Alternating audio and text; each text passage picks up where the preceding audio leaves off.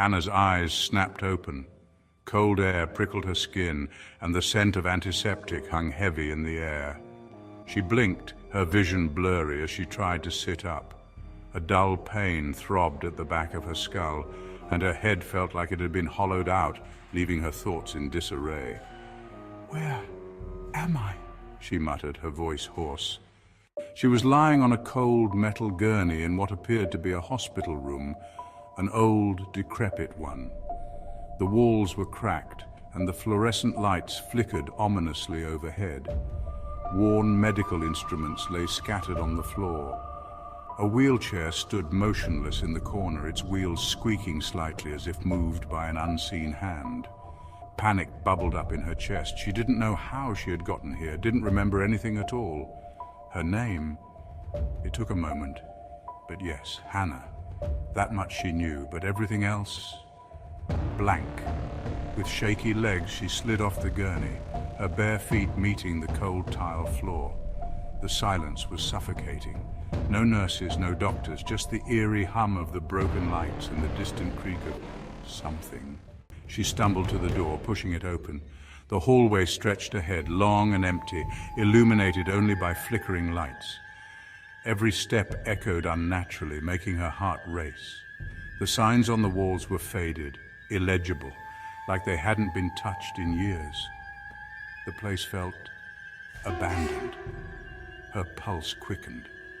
She had to get out. Hanna moved faster now, nearly tripping over her own feet as she passed empty patient rooms. A shadow moved at the far end of the hallway, but when she blinked, it was gone. Was her mind playing tricks on her? Finally, she found an exit door at the end of the corridor. She shoved it open, gasping as she stepped outside into the night air. But the relief was short-lived.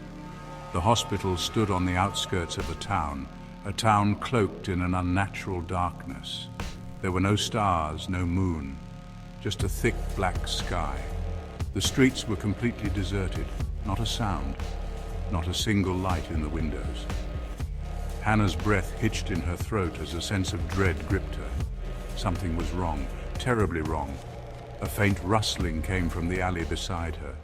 She spun around, her heart pounding, and froze. Figures were moving in the shadows, human-like figures, but wrong.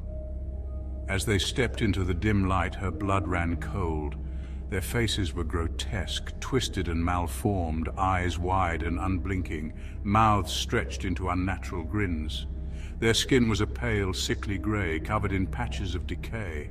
They moved with jerky, unnatural motions, as if struggling to control their own limbs. Hanna backed away slowly, trying to stifle the scream rising in her throat.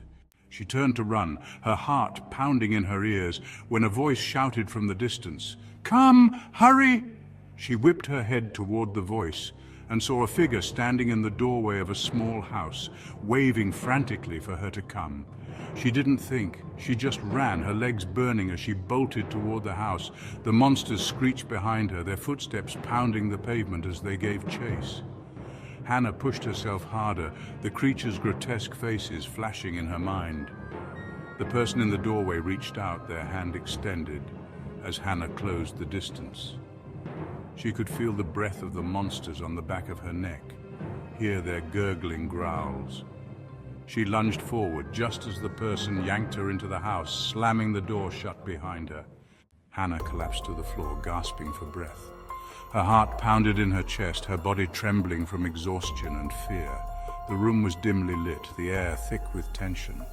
The figure knelt beside her, their face hidden in the shadows. "You're safe for now," the person whispered, their voice laced with urgency. "But they'll come back, they always do." Hanna looked up, her eyes wide with terror. "Who are you?" she asked, her voice barely a whisper. The person stepped into the light, revealing a face Hanna never expected to see.